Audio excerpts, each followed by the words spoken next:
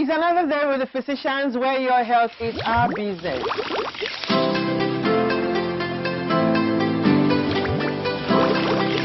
goes for the end, so you are not going to take some drastic measures.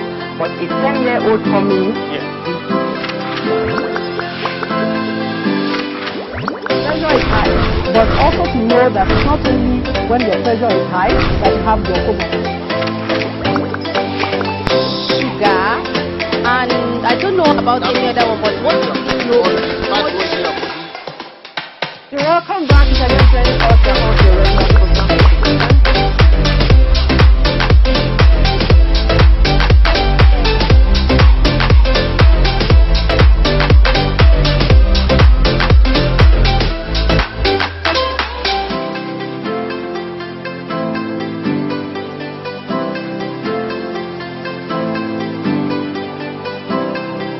Sickle cell disease is an inherited red blood cell disorder where there are not enough healthy red blood cells to carry oxygen throughout your body.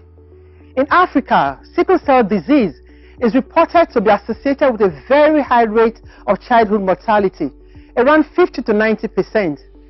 Symptoms of sickle cell disease usually show up at a young age. They may appear in babies as early as 4 months, but generally occur around the 5th month mark. We will learn more about sickle cell disease from our expert on today's discussion on your regular program, The Physicians.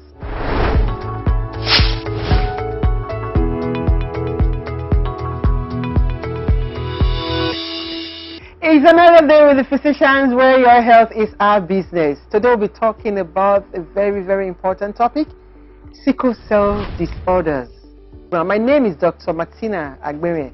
And as usual, I'm not alone. I have my co-host, very elegant one. As usual, she is Dr. Memuna Yusuf Kadri. Welcome to The Physicians where your health is our business. Well, we're talking about sickle cell disease. Yeah. Memuna, have you had any friend, a relative come to meet you to come for counseling before marriage? Telling you about the spouse or the partner having a different blood genotype from theirs. In med school, yes, I used to see things like that. But on a personal note, before marriage, I've just had a friend who was a bit concerned. She is AS and the boy is AS. So I said, well, you see, from what I know and from my level of expertise, even if I'm not a specialist there, love is not enough in marriage. If you have 1 in 4, which is the chances that your child will be sickle cell patient or child, it means that this love can just go out of the window. So you have to really think deep, you have to really know what you want. But, you know, aside that, I also made that note. Technology has gone very far in the sense that these days you can know with some tests, you know, even before the baby is born. So it's your choice to make. I'm just here to guide you. But then they will ask you, is marriage all about having children? Most times they will tell you it's about companionship. You're right. You understand? And another thing you just talked about, that technology has gotten to the extent where you can actually detect. After detecting, what next? Do you want to take that life? Well, that's why the religious thing comes in, but we really want to dive into that. Well, let's not dive into that. We don't have enough time because we have a whole lot to talk on sickle cell diseases. And in the studio, we'll bring our guest to come and do justice to it. I can't wait. Well, don't go away. We'll be back after this time out. We'll talk about sickle cell diseases.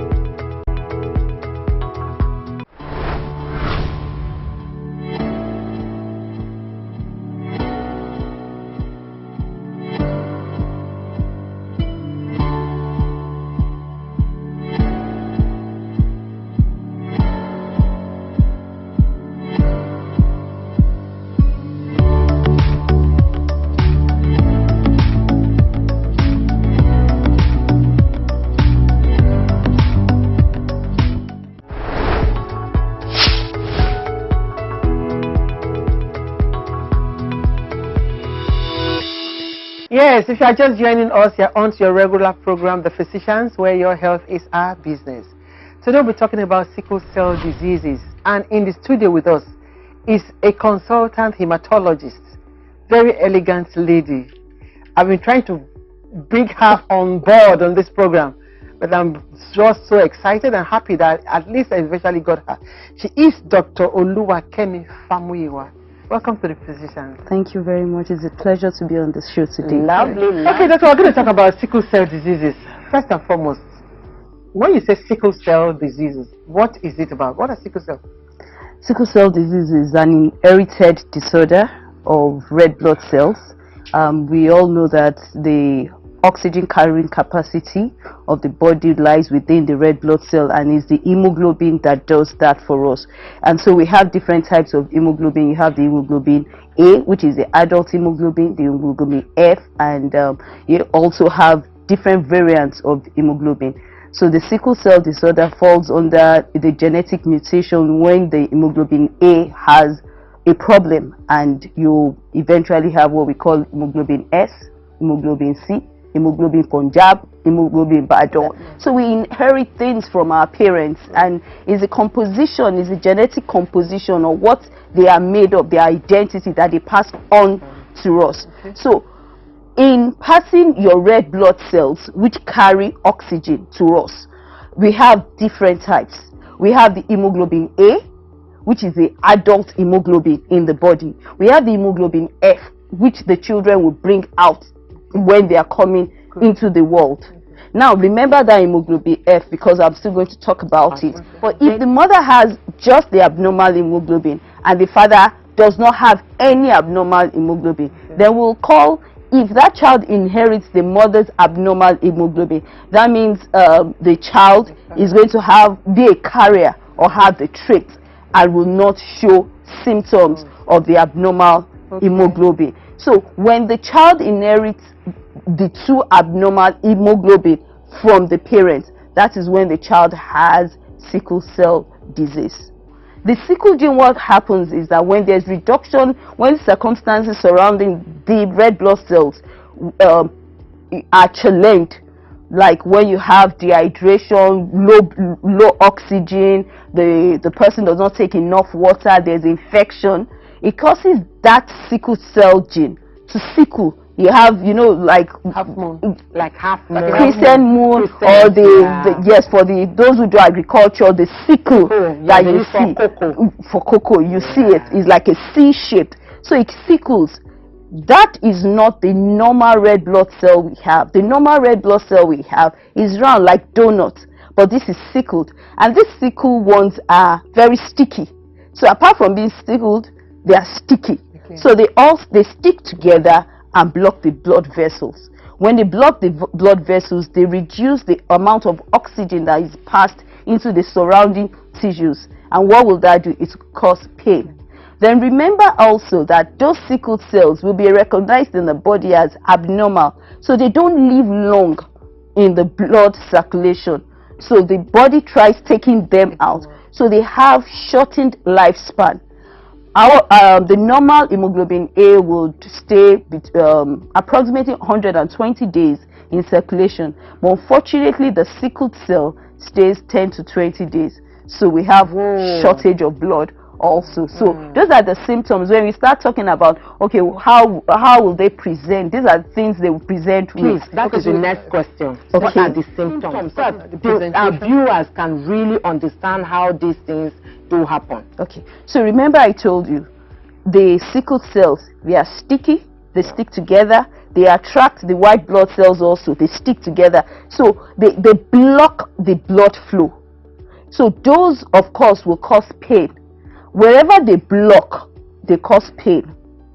There's wahala there. Anywhere they go to, when they get to the chest, they cause they cause a real severe pain, and you see them coming down, and people are like, no, you are pretending you just need medication. No, the pain is severe because there is lack of oxygen and nutrients to that tissue. Sometimes those tissues die, and so sometimes you find out that they limp because of the pain.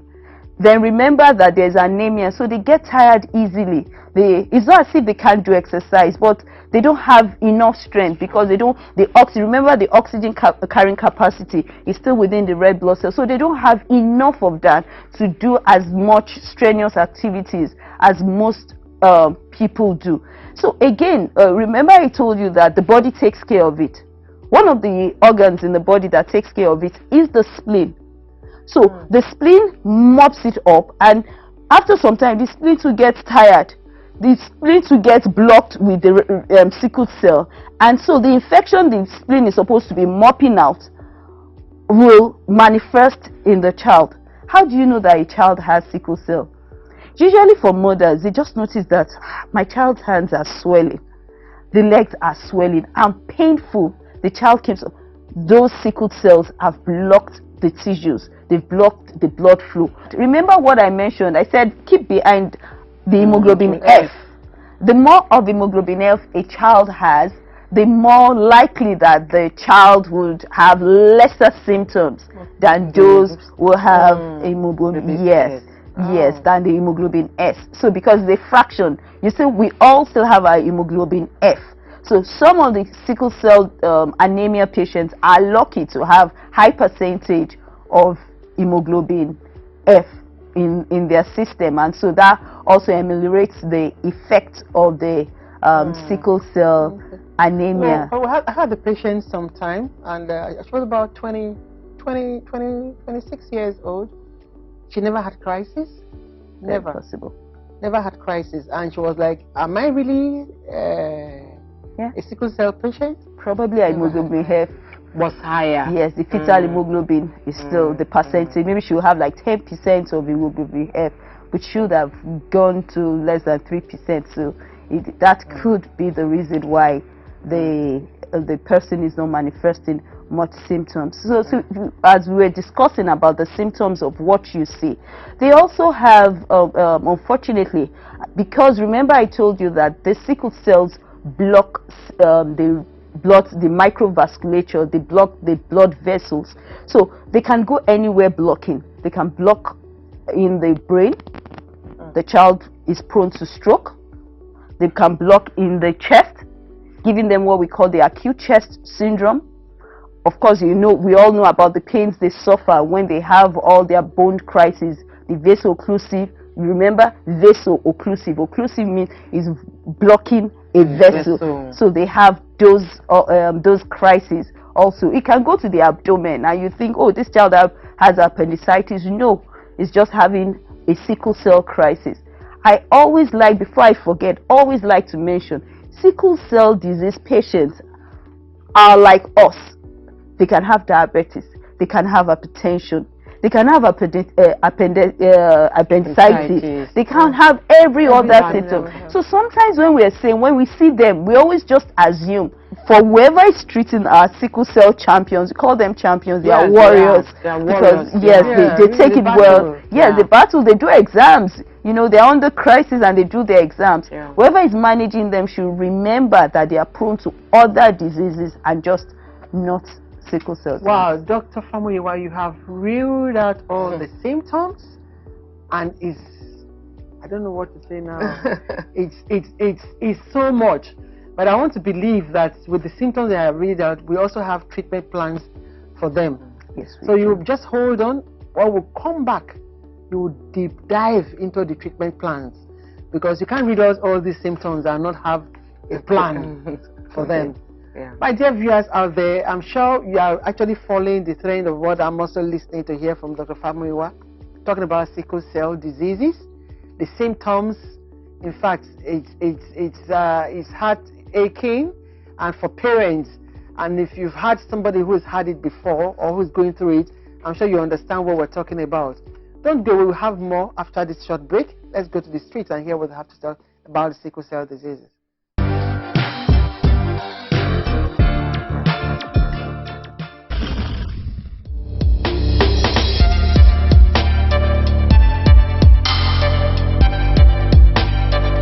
Yes, times to that number, I've heard about sickle cell. Yes, definitely I have heard about sickle cell. Definitely. AAS marrying another AAS automatically will produce a sickle cell. I don't know what causes it. The blood cell. Some people believe that there is nothing like sickle cell. Now, the awareness is not as much as it was in those days. My genotype is AA. Okay, I said my genotype is AA. My genotype is AA. People used to say that sickle cell patients, they don't live up to 40 years. It's actually not proper. You can't allow 2 SS or 2 AS to get married. Sickle cell is avoidable. Let us avoid it. Better information as per what sickle cell entails and the dangers, quote and unquote. The government needs to do more awareness so as to make the people to know their genotype.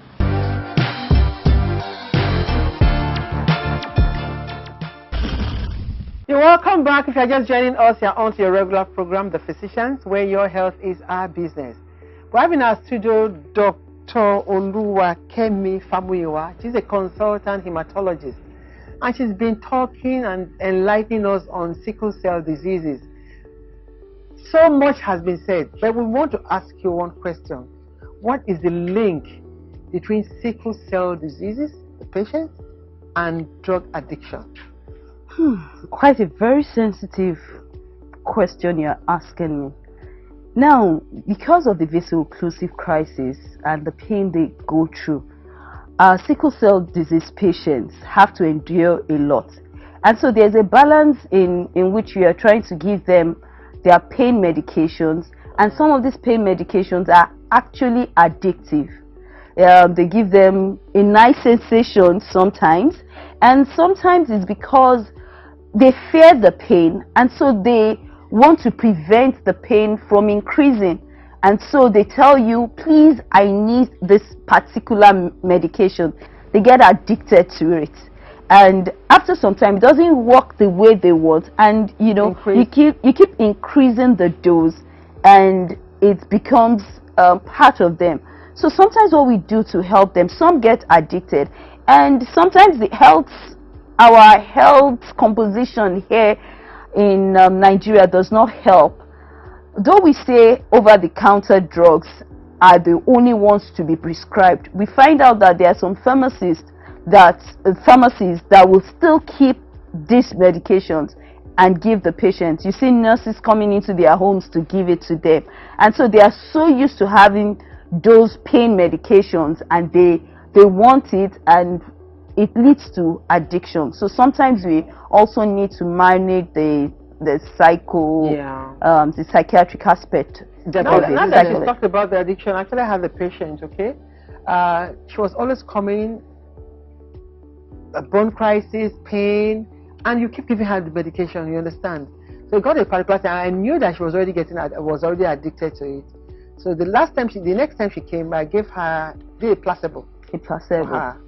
And maybe I gave her, she's like, oh, it's nice, the pain is gone, it's gone. So I knew exactly that it was actually the addiction aspect of it, that she's hooked on it. So when do we know it's an addiction, and when do we know that there's real pain?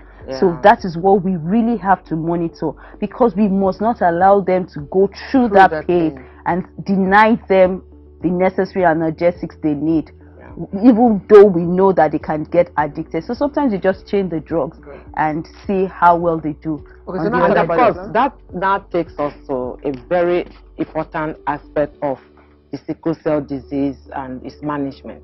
Because in as much as you want to draw the line when what you should give and at what time, and the dosage, and also monitoring to make sure that this person living with sickle cell does not also have another medical condition, drug addiction, because it's like 2 in 1.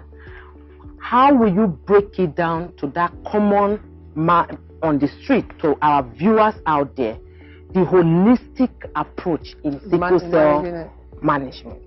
Okay, so because it's a holistic approach that we want to do, it comes from the very first thing. Prevention is better than cure. So I'm going to start from there, and that comes to the story you were sharing about the man and the woman in love. Let's start. If you want to fall in love, know your identity. Okay. Now, if I know that my identity is AS, as you are toasting me, I should be asking that compulsory question. Mr. Man, what is your, before I fall, while standing, What tell me, before you no, while standing, you already know your station. you already know. So what I'm saying is, when you're in your secondary school, let's preach the message. In secondary schools, in university, let them know it's their identity. The way you know your blood group is the same way you should know your genotype. So you know your genotype is AS. Don't fall. Stand while asking the man, what is your identity? The way you said it, don't fall. Don't fall. You know, before you love. Intentional. You must be intentional. You see, when you have a sickle cell, the love clears. Yeah. The love. By the time you start going to the hospital, you start spending money. Emotionally, it's draining. Not even on the parents alone, the family. The family. Not enough at that So point. don't fall. Stand up and know what your status is. That is very important. So if you are married and you already have a child with sickle cell and you know that, okay, I'm AS is AS, we're already married, what can we do? We're not saying you should get divorced. We have what we call the neonatal screening. Lagos State is doing the neonatal screening for all newborns now.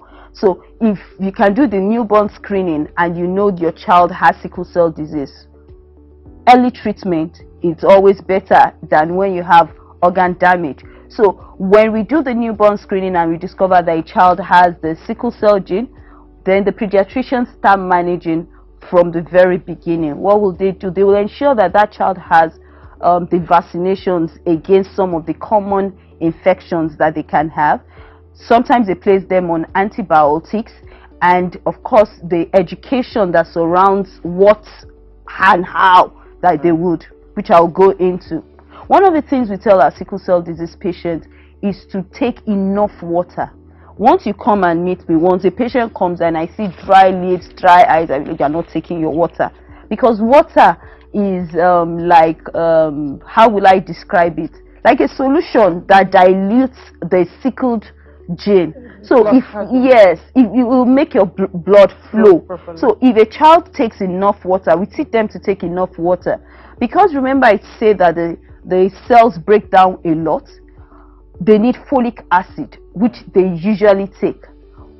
We're trying to prevent infection, so we're talking about all the preventions. We're trying to prevent malaria. We have malaria a lot around us, so we tell the children to start taking then we used to call it Sunday medicine, but now yes, they take it daily. So they prevent that by taking it daily. Then they take their vitamins. We make sure that their nutrition, they eat well, enough vegetables, and they drink a lot of water. And of course they should still go for their exercises, but they should not exert themselves unduly. When they fall sick, they can quickly come to the hospital for their pain. We manage their pains with different types of analgesics, which we can't go into right now. But other things we try treating symptoms. And one of the other things they should also know is that they are prone to leg ulcers. They have what we call priapism. I'm already going into the complications of sickle cell disease. They can have leg ulcers because the blood flow to the leg is reduced. It's so much. So it's just you're so full. Information is so full. Before you leave, one word: complication. What is the role of bone marrow transplant here? You have a permanent cure? Yes, it cures, but it also has its complications. The process is also complicated. You have to have someone that has your type of blood before you can donate. Before they can donate and help. And also we know that it suppresses the person's immune system. So even the process of doing a bone marrow can lead to death. So it's not for everybody. At what age usually is advisable for them to do the bone marrow transplant? When they are children. When they are children. Yes. So the younger the better. The younger the better. Although they've had successes with doing it with adults, so that changes them to AA. Wow, Dr. FAMUYIWA, thank you so much for coming on our program. Thank you. And you've actually enlightened us, and of course our viewers out there have benefited a whole lot on sickle cell. Parents out there, I'm sure you have also heard it from her, how to manage and how to cope with the patient if you have one. Ensure that you stand for the teenagers. Don't fall in love. Stand stand and ask that question. What is your genotype? Yeah. Thank you very much, Dr. FAMUYIWA. This is very enlightening, and it's very key at, as younger girls and boys are all looking out right now. So thank you for keeping a date with us on your program, The Physicians. Remember, your health is our business. Don't forget to follow us on our social media handle, YouTube, Facebook, Twitter. And very interesting, if you have been missing this program, if you've not been watching, you can actually go to our YouTube page and you will see almost all the episodes have been uploaded. Just watch. Until next time, stay blessed. Bye for now.